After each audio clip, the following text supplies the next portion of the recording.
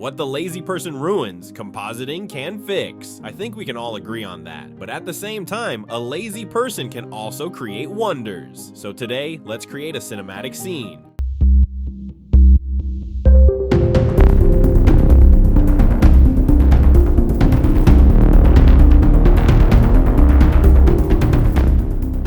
Let's delete everything so the cube doesn't feel sad about falling alone. Add a plane. Scale it up to cover the scene. Apply the scale as the default using Ctrl+A. Switch to edit mode. Right-click then subdivide and increase the number of cuts to 30 or more for finer details. Now we switch to sculpt mode. So we can sculpt objects freely, just like working with digital clay. Here we can add fine or rough details and shape the model in a creative and intuitive way. Select clay from the menu so you can add or remove material smoothly. Next, increase the brush size using F and set the strength to 1 for a strong and clear sculpting effect. Let's sculpt some hills with a lake in the middle. Simply right-click and start sculpting freely.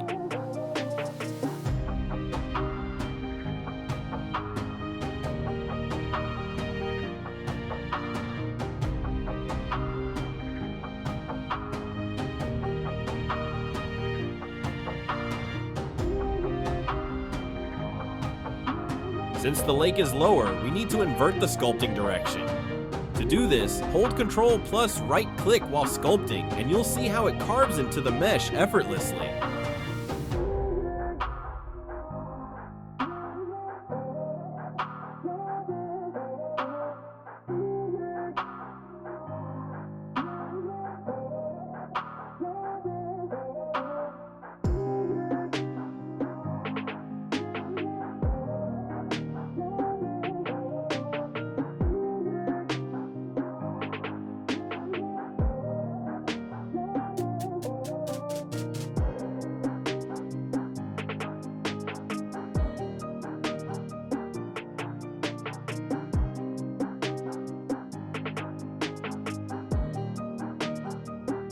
Every brush has its own unique effect, making sculpt mode a powerful creative tool. I'll let you explore the artist within you, but here's a useful trick. If you hold Shift plus right-click while sculpting, you can smooth out the mesh and make it more fluid and seamless.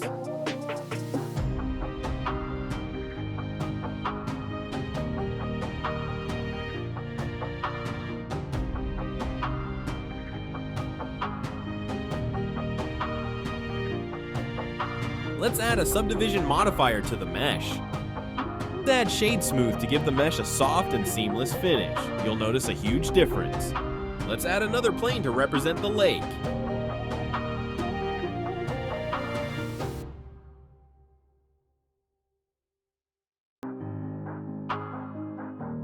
Now it's time to add materials. Let's start with the hills first.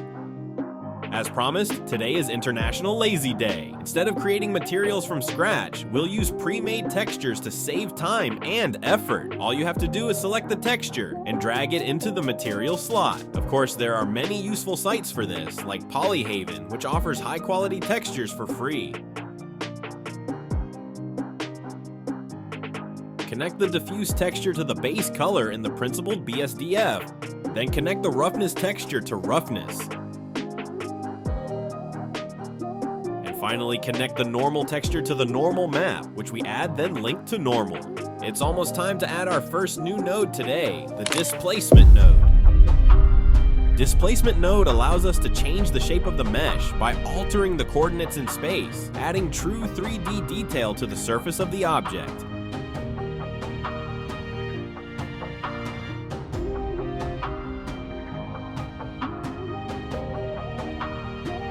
Let's increase the scale to get more details.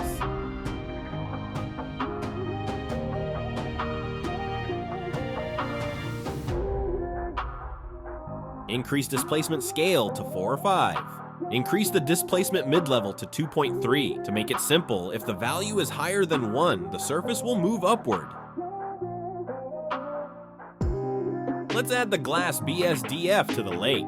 Choose a color for the lake, like blue or green. This color will affect the reflections and light. Add the noise texture to create small wave-like movements on the water's surface. Color ramp to adjust how the noise, controlling the intensity of the waves. Then bump node to create the subtle surface irregularities, adding depth and detail to the water surface.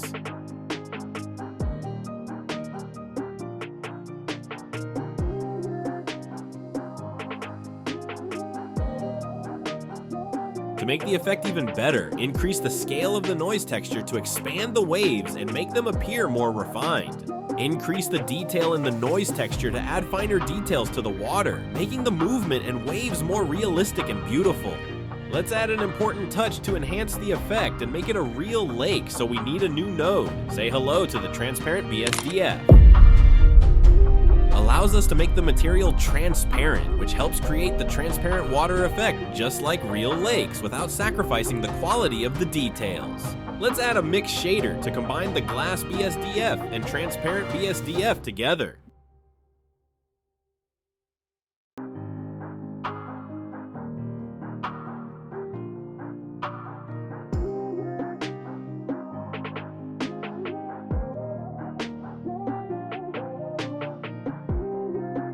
Let's make the scene even more realistic by adding HDRI and fog, just like we did in the previous episode.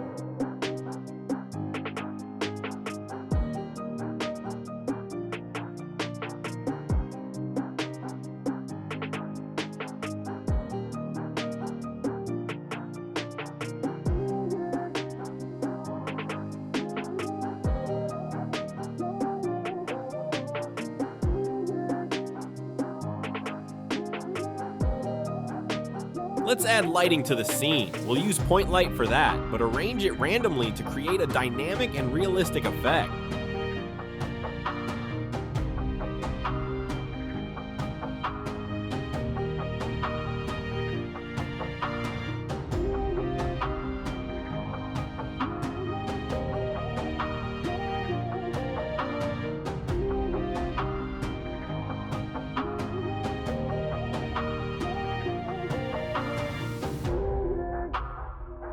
Great, let's increase the scale of the ground now.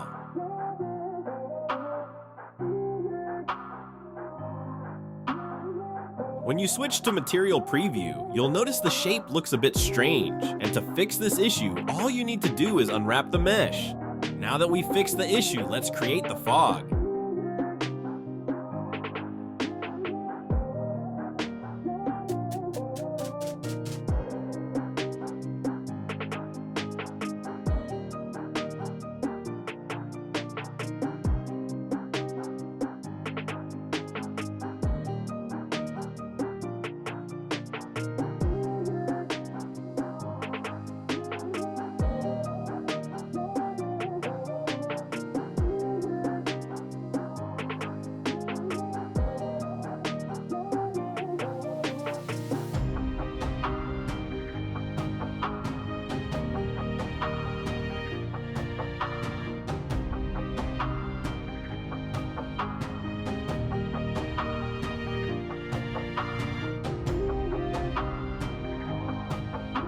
Change the principled volume to red.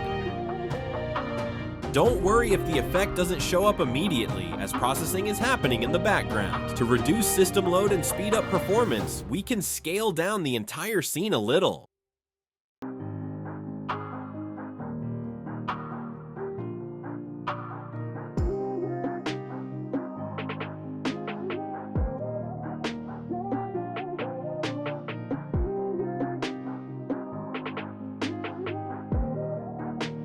Let's change the absorption color in the principled volume to white. Changing this color to white will help light up the scene with a brighter fog effect, adding a beautiful light reflection inside the scene.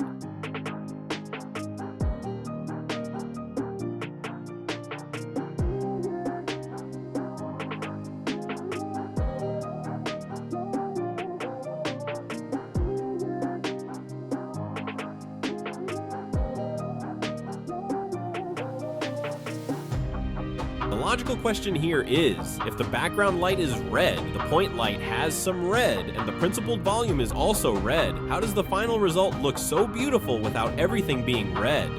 The answer is simple. If you pay attention to the principled volume, you'll see that the density is set to 1, which applies color dodging and gives this amazing effect. If you change the value to 0, you'll notice everything turns red because the density no longer affects the light and color distribution.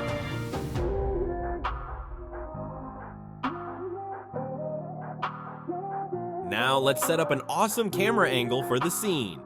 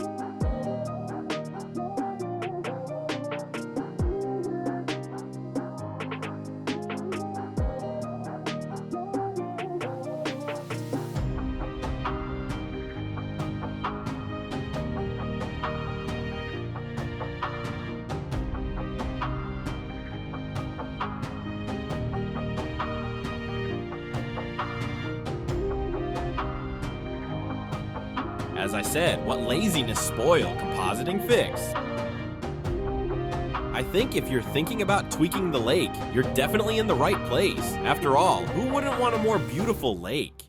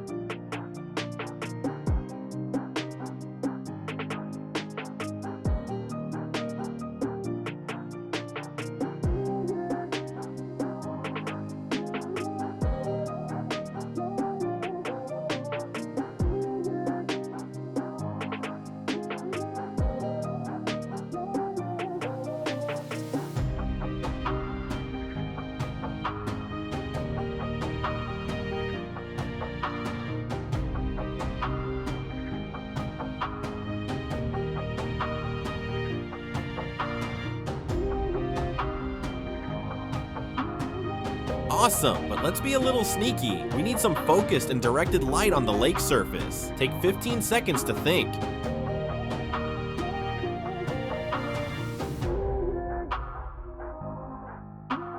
Have you got the answer? Yes, it's the area light. This type of light is perfect for directing light precisely onto the lake surface, creating a stunning effect that reflects beautifully on the water.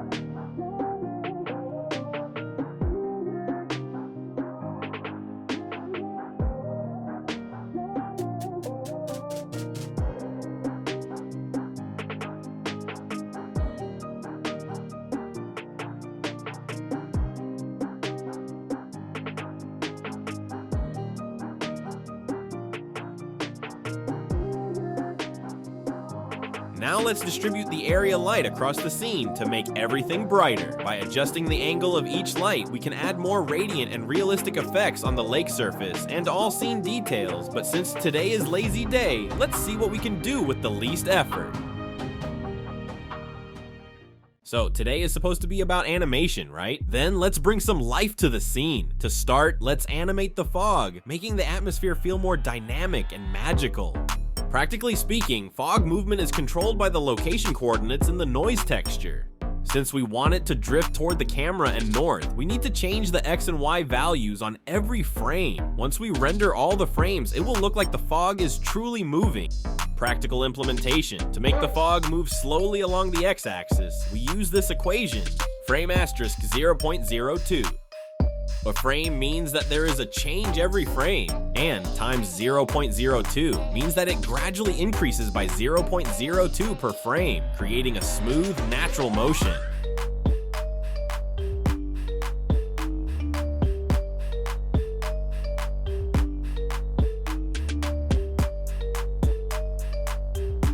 just like that, the fog starts creeping through the scene, adding a touch of mystery and magic.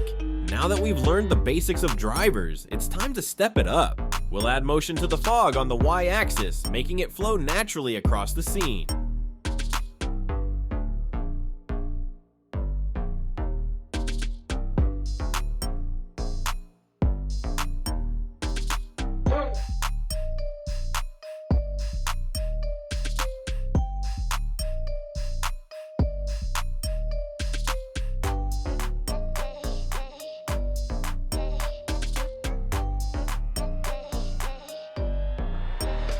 Let's animate the lake's surface on both X and Y axes, but at a slower rate to simulate a calm water movement. You should notice that the closer the number is to 1, the faster the movement.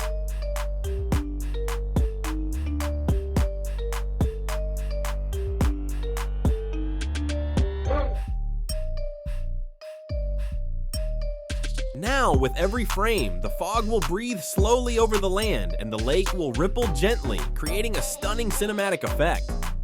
Time to add some movement to the scene. Imagine a person completely amazed by the view, staring at the lake with full focus. In our case, this person is the camera, and to make it focus on a specific point, we'll add an empty as the tracking target. Let's do this step by step. First, go to Edit mode in the lake object. Select the closest face to the desired focal point and place the 3D cursor there. Add an empty. Go to the camera properties, then find composition guides and enable center. Move the empty to the center.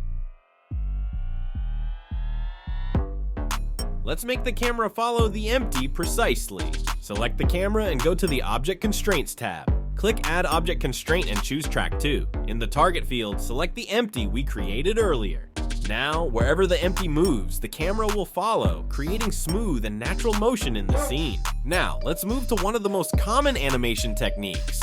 We'll create points with the location and rotation coordinates for the object. By distributing enough points with different coordinates, you'll be able to create a fully animated scene in a smooth and precise way. Let's add movement. At first, I want the camera to stay still for a while, looking at the lake, and then start moving. Go to frame 80 on the timeline. Use the shortcut K, then location. We don't need any rotation values because the camera will automatically rotate toward the empty. Let's define the endpoint of the scene. Go to the frame where you want the scene to end. Let's say frame 160.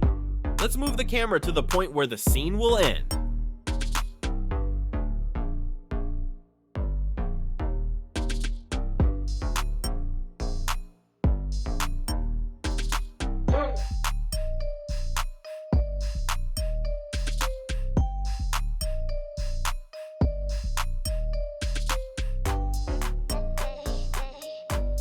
Use the shortcut K to set location at this point.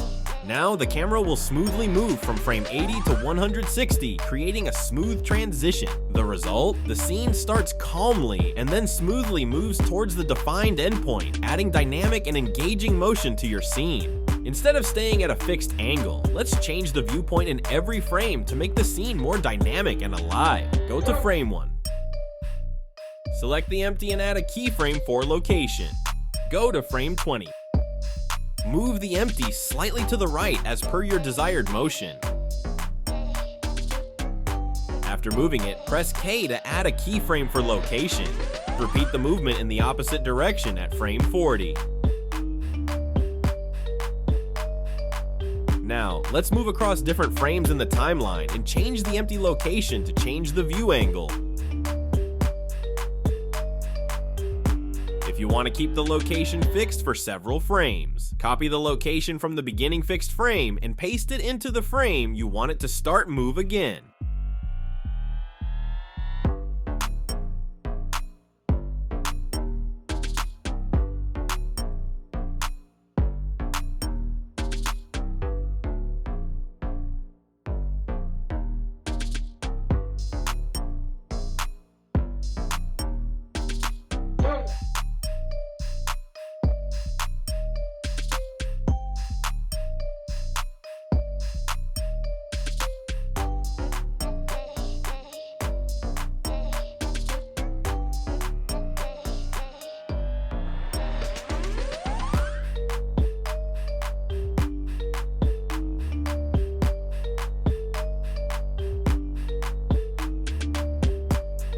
It looks great, but it could be even better.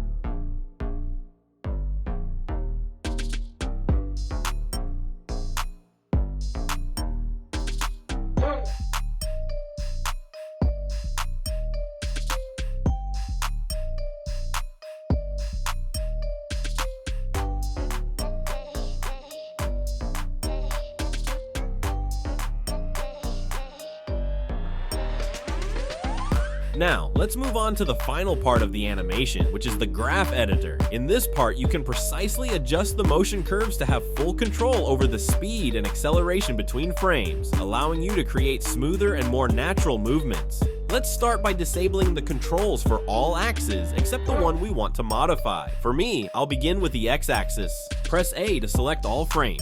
Then press backtick and choose Frame All. This will allow us to view and modify all the frames easily. For an average person, these curves might look like alien symbols, but don't worry, let's break it down. The horizontal axis represents time, while the vertical axis represents position. If the curve goes up, it means the object has moved further from its original location. And what about speed? It's simply based on the distance between points on the horizontal axis. The shorter the distance, the less time it takes to cover that motion, meaning the object moves faster. If the distance is longer, the object moves slower, like a turtle on vacation. Let's break down our first curve, the camera movement to the right. As you can see, the motion starts off slow, gradually picks up speed, reaches its peak, and then drops back down quickly. At the highest point, the curve flattens out, meaning the movement briefly pauses before the camera starts descending. This gives a realistic effect, as if the camera is preparing for a shift. For the fast descent, the camera moves from 10 to 0 over 30 frames, meaning one step every 3 frames. The result? A noticeable acceleration that makes the scene feel more dynamic. In real life, someone who moves every 3 seconds will reach their destination faster than someone moving every 5 seconds. And that's exactly how the graph editor curves work. So let's fine-tuning the motion curve. First, let's take control of the curve.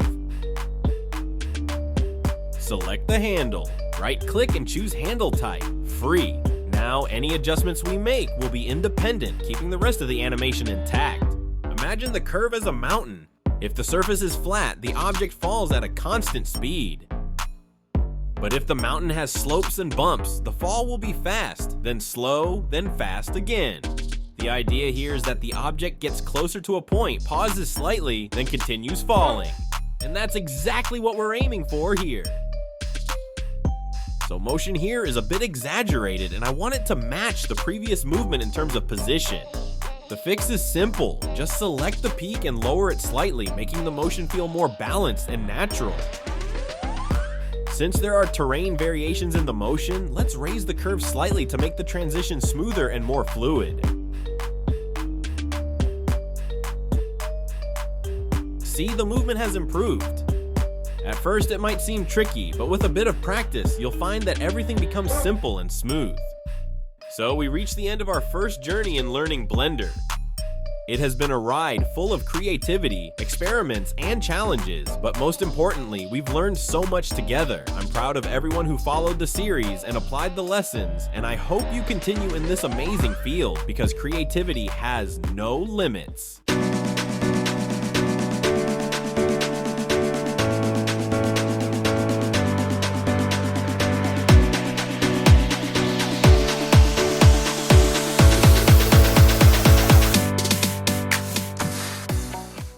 This isn't the end, just a short break. We'll be back soon with the second series, which will be even more exciting. Together, we'll learn how to design a character from scratch and bring it to life with animation.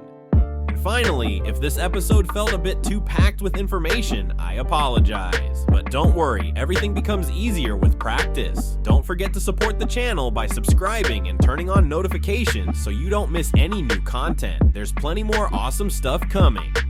See you soon.